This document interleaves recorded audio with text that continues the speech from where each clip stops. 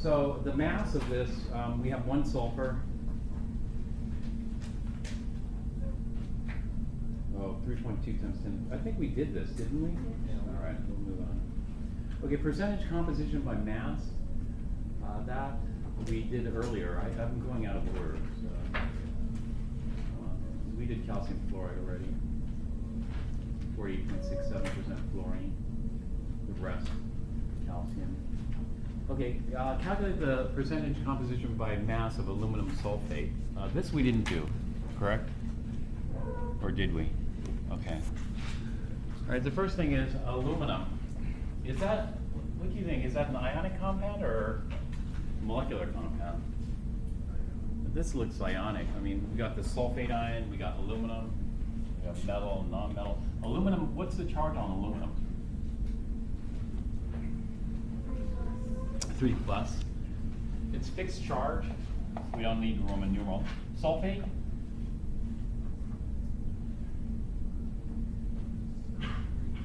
Sulfate. So T. Whenever you see a T, 8 or I8, there's got to be oxygen present. So sulfur and oxygen. What ratio? 3 oxygen or 4 oxygens? 4 oxygen. And the charge?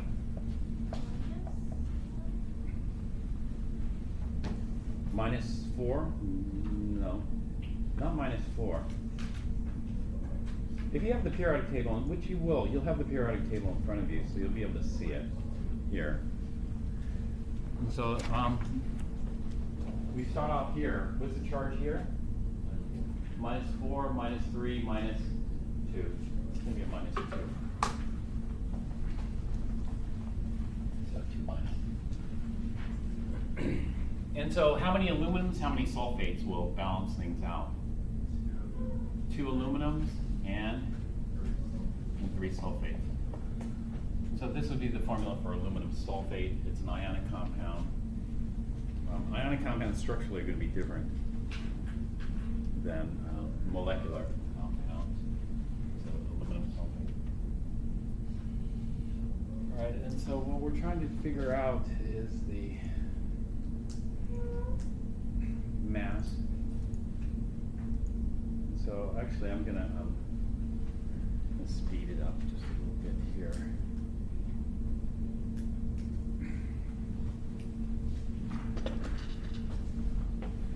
So when we look at this, we have 2 aluminums. Each aluminum is 26.98. We have 3 sulfurs. This is different than our number. When we look at our periodic table says sulfur is 32.066, so it should be 32.07. I guess their periodic table, they have it at 0.06. So ours would be slightly different. And then oxygen, how many oxygens? So we have 3 sulfurs, and then 3 times 4 is 12 oxygens. So 12 oxygens, and then 16.00. This one's 2 decimal places, like I normally do it. And we add it up. So the sum total is going to be 342.14 grams per mole. The units can be, there are 2 units here that we could use this. The 2698 could be grams per mole of atoms. This is for aluminum atoms here, by the way. Or it could be U per atom. So we have 2 units that we could use for this. So we want the percentage by mass composition. So the way I do it is a little different, but the way they do it is fine too. Okay, so we have 2 aluminums. That's going to give us a total mass of 2 times this. And they're going to use grams instead. So what we'll do is we'll just say we have 1 mole. If we have 1 mole, then we got 2 aluminums, 2 moles of aluminum. If we have 1 mole of compound, we got 3 moles of sulfur. If we have 1 mole of compound, we got 12 moles of oxygen. So here you can figure out, how many grams 2 moles of aluminum is worth. I usually put a little bit more in there. So that's aluminum. And then we figure out the sulfur. We have 3 moles of sulfur. Each mole of sulfur weighs 32.06 grams. The moles cancel. That leaves us some grams here. Eventually the grams will cancel too. Multiplied by 100%. So it's 28.11%. Sulfur 15.77% aluminum. Yeah.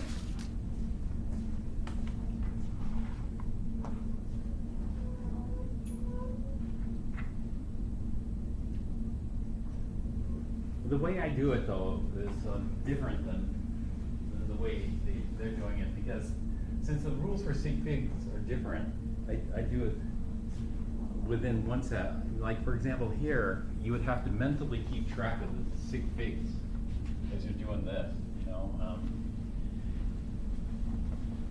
And so I would have done it like this.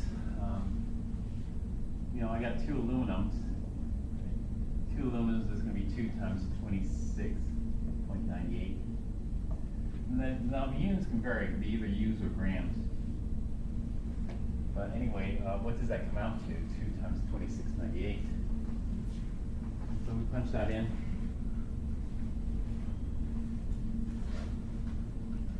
Two times 26.98. The reason I do that is because I want to see in the multiplication how many sig figs are we allowed in the answer.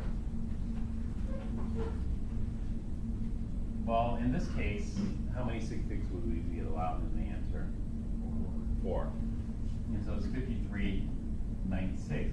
Well, sometimes when you're allowed 4, if this went triple digit here, let's say in the hundreds, then we would only be allowed 1 decimal place. You know, let's say it was 153. Well, if it's 153, then we have to round it to the first decimal place here. Fortunately, this worked out. So we have 2 decimal places here, 2 decimal places there, but it's not always the case.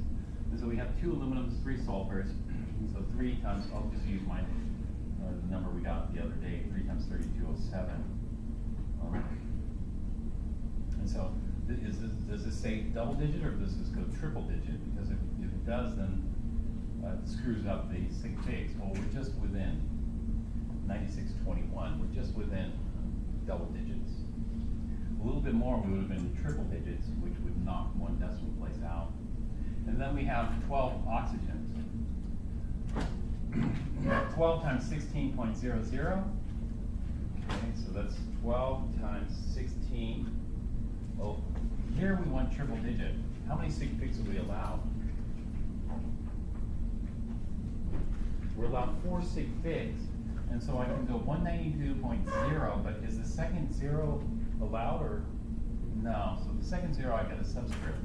That means my final answer should be, at least for the mass, the final answer should be to the first decimal place.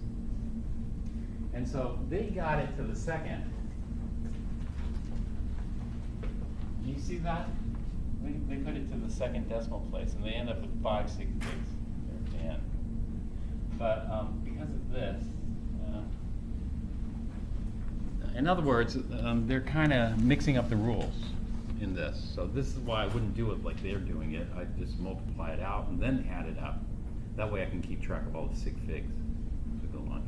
If you want to be, if you want to do it by the rules. So let's just add these up. So I got 192 plus 96.21 plus 53.96.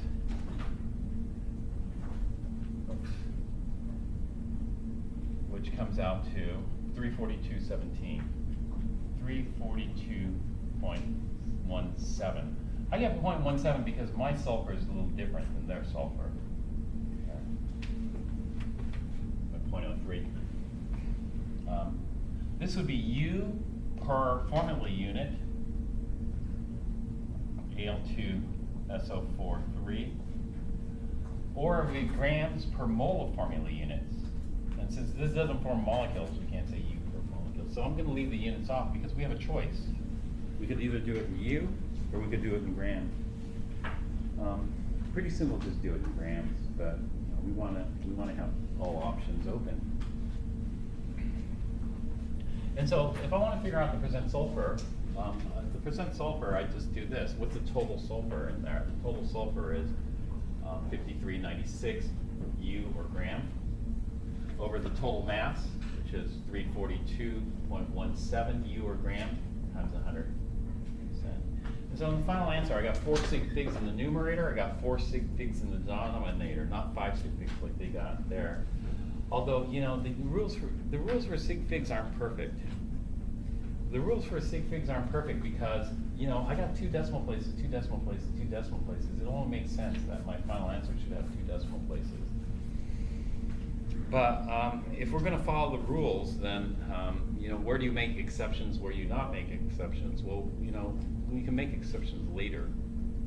But for right now, we should just learn how to follow the rules, and then make exceptions once we have experience with the rules. And so I'm not going to make any exceptions. We're just going to learn how to play by the rules.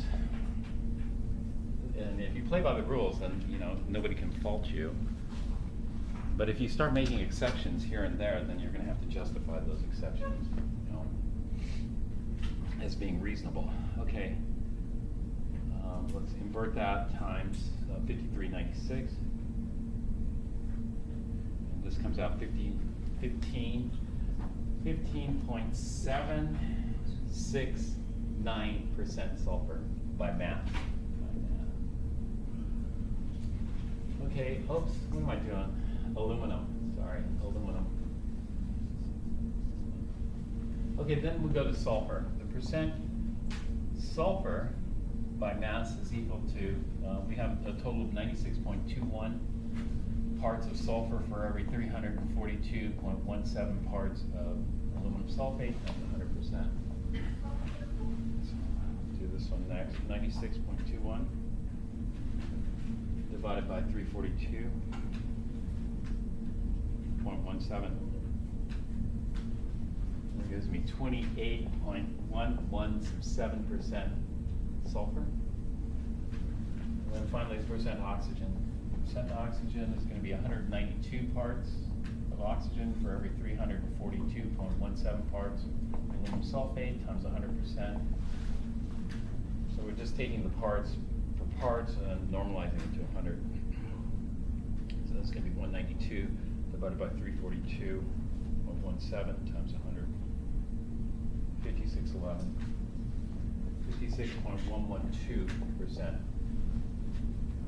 oxygen. Okay, that's it. The aluminum sulfate just consists of 3 elements, and these percentages here by mass. As far as atom percent goes, oxygen by far is the most abundant. And it turns out by mass percentage is the most abundant as well. Now all 3 of these must total up to 100%. And so let's add these 3 up. So let's go with 15.769 plus 28.117 plus 56.112. And they total up to 99.998%. So if I have 99.998, then I got to round it to the proper number of sig figs. Now the proper number of sig figs, this gets screwed up too.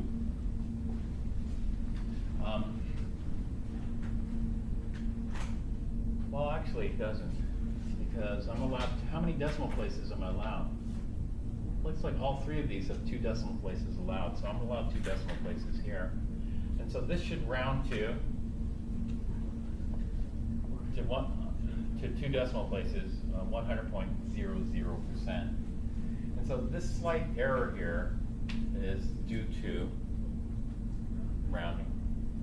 So we're okay, that's within rounding error. I don't know their numbers, because they aren't very precise with their numbers. What does that 100% mean? Does it mean we got exactly 100%, or what does it mean? That's what I want to see.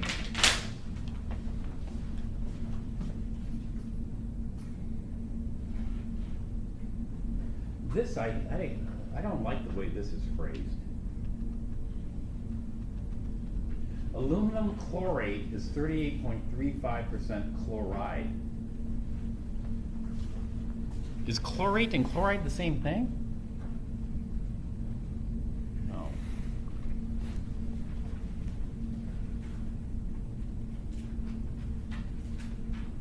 Well, let's figure out what is aluminum chlorate. Maybe they're talking about aluminum chloride. This might be a typo. Aluminum chloride is 38.35% chloride.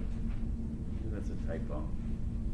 Or maybe it's okay. Maybe they're talking about the chlorate's made out of chlorine. Maybe this is called a chlorine chloride.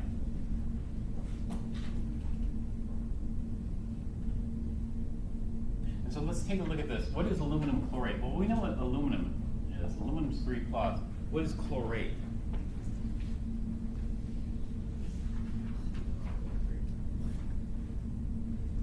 Yeah. Chlorate, so if we look at the A's here, chlorate would be 3 oxygen or 4 oxygen? Chlorate would be a 3 oxygen or 4 oxygen? 3, and the charge? Where would we start? We start here, 3, 2, 1, 1, 1, so it would be 1 minus. ClO3 minus. And so what ratios do I need? How many aluminums? 1. How many chlorates? 3.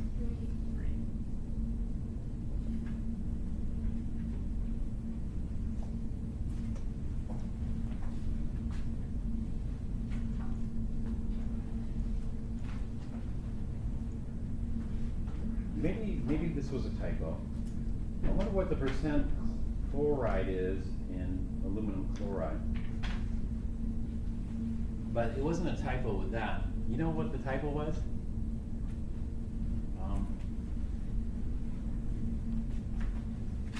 This.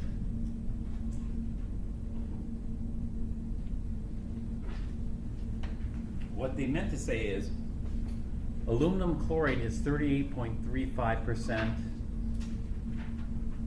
not chloride. They should have said chlorine. That's what they should have said. It's 38.35% chlorine. Yeah. And then it would make sense. 38.35% chlorine. Now, what is chlorine? Is chlorine Cl2 or Cl in this case? It's Cl. Chlorine. This is why, you know, when we were doing the chlorinating solution, the chlorinating solution was not pure chlorine. You know what they use for chlorinating solution? Typical chlorinating solution is bleach.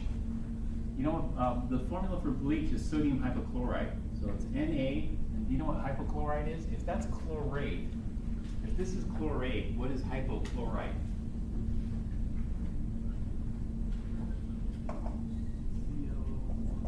ClO1 charge? Minus. So it's just ClO minus. We don't have to write the 1 there. And so bleach is sodium NaClO, sodium hypochlorite. It's bleach. And a lot of bleaches, this could be used as a chlorinating agent. It could be used as a chlorinating agent because it contains chlorine. Now chlorine, normally we think of chlorine as Cl2. Cl2 is a green gas.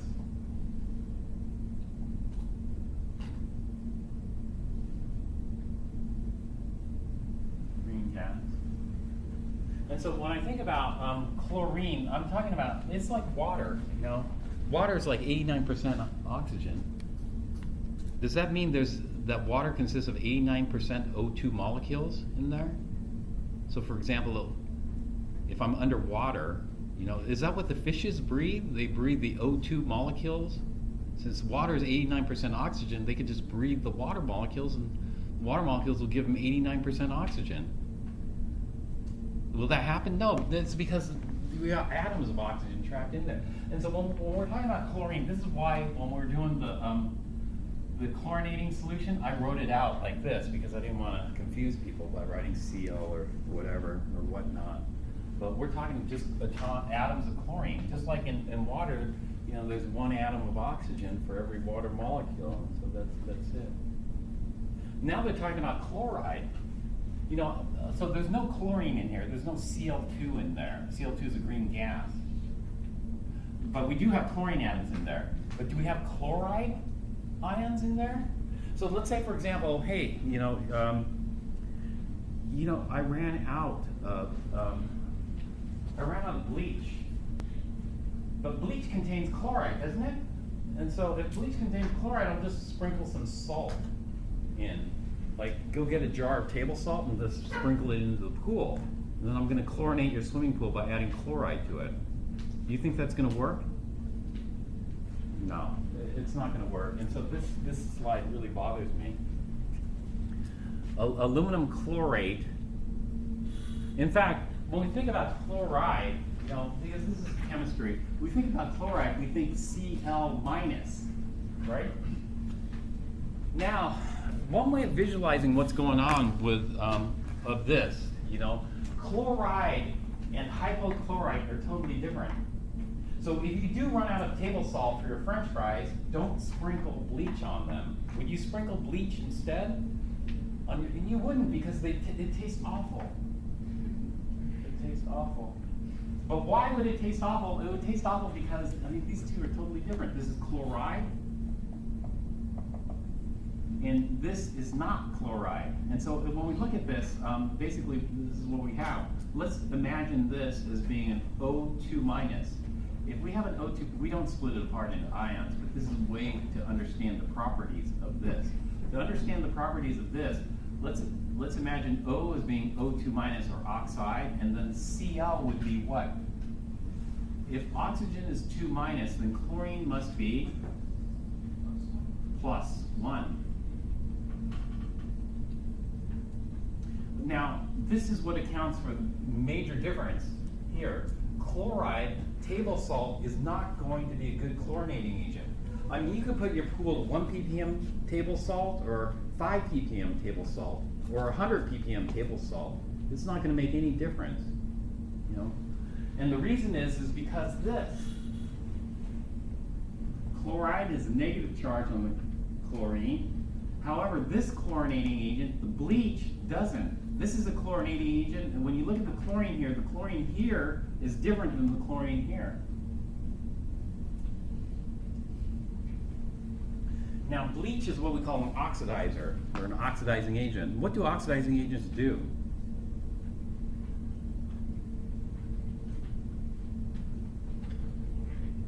They take electrons. And so which one would be more likely to take an electron? A Cl with a negative charge? If a Cl takes an electron, a Cl minus, electron's negative, so if a Cl minus takes an electron, we'll go to Cl2 minus. Is Cl2 minus a good charge for chlorine? No, we know that chlorine wants to be -1. That's what we see here. So chloride is not a good oxidizer. However, chlorine is, and we see the chlorine here. The chlorine is a good oxidizer because, you know, eventually it wants to be like chloride. Eventually it would like to have one extra electron and be -1, like the other halogens.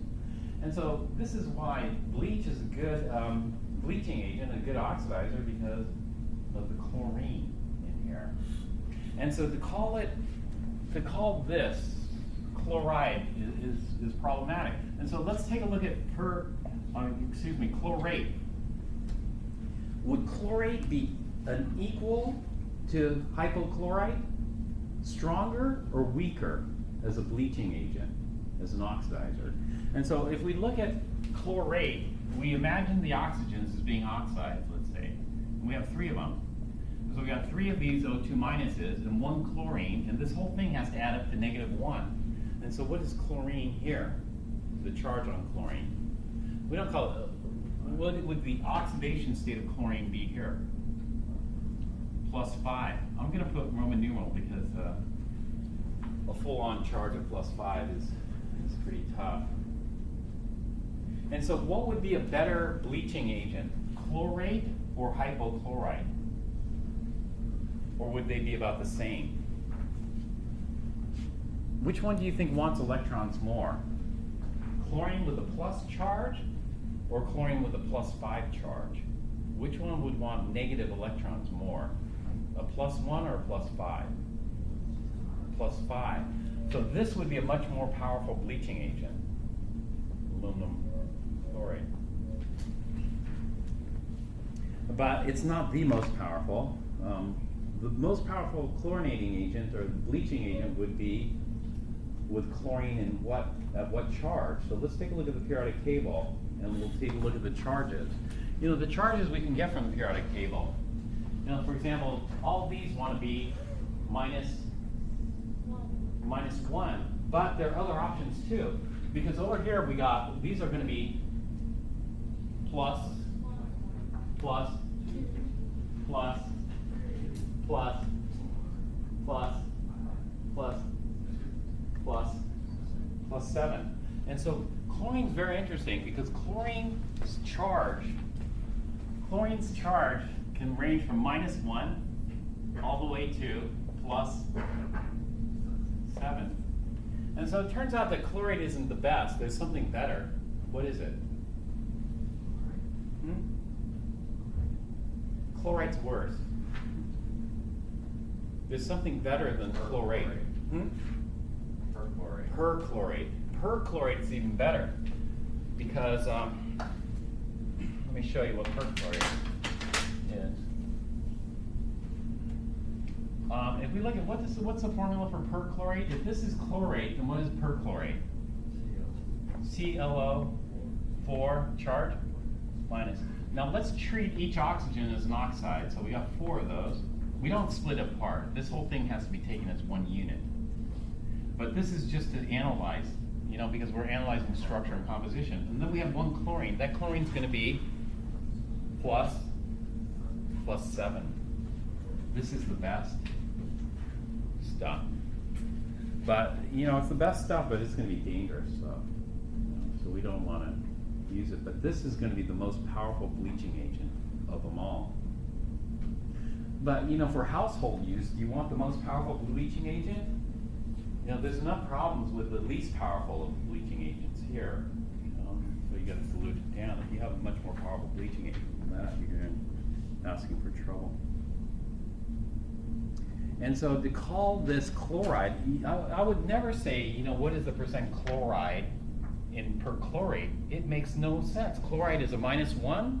Chlorine in perchlorate is a +7. They don't match chemically. They're totally different chemically. So the chlorine here is totally different than the chlorine there. And that's because, this is why chemists are interested in charge, because charge is going to dictate how they behave. Oxidizers want to take electrons. And so perchlorate is going to be the most powerful oxidizer. Well, bleaching process, when bleaching, we want to take electrons.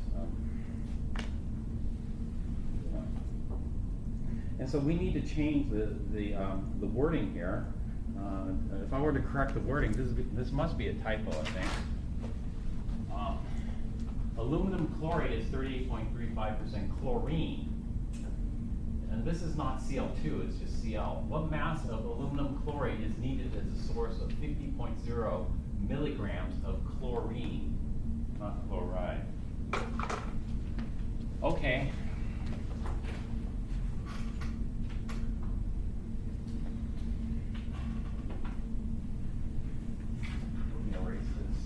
And let's go back to the original question. And so what we want is we want 50.0 milligrams of chlorine, Cl. Obviously, we could say the same thing. There's chlorine in chloride as well.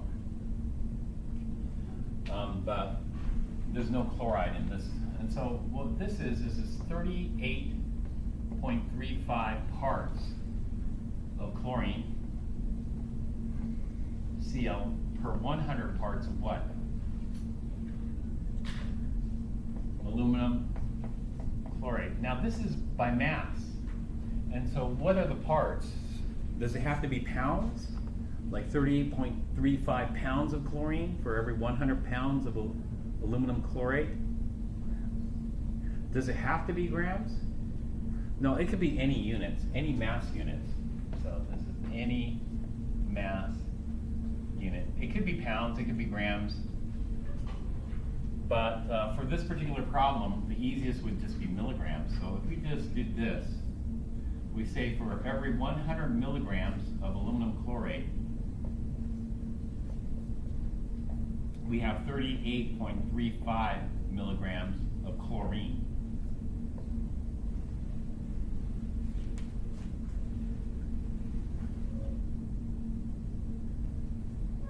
This is the way I like it done. I like it when they show me the number before rounding it. We're allowed 3 sig figs.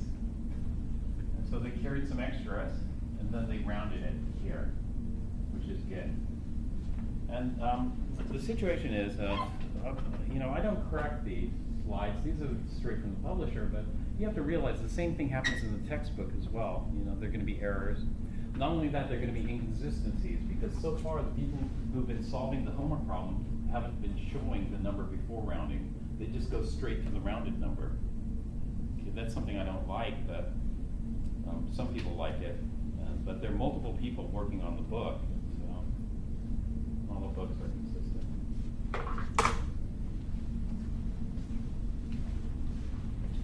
So 130.37 milligrams of aluminum chlorate required, which is 1.30 times 10 squared milligrams of aluminum chlorate.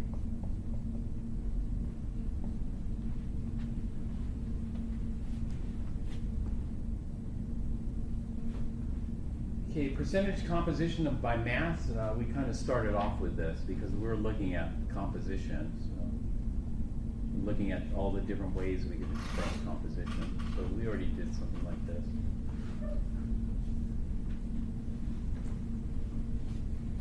All right, the next thing is the formula. You know, the chemical formula, we have a couple of different types of formulas, depending on what the type of compound we're looking at. You know, I don't have aluminum chlorate, I think, but I have potassium chlorate. Let's take a look at potassium chlorate here.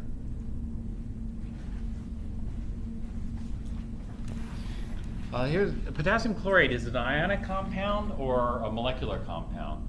Potassium chlorate. Potassium chlorate is KClO3.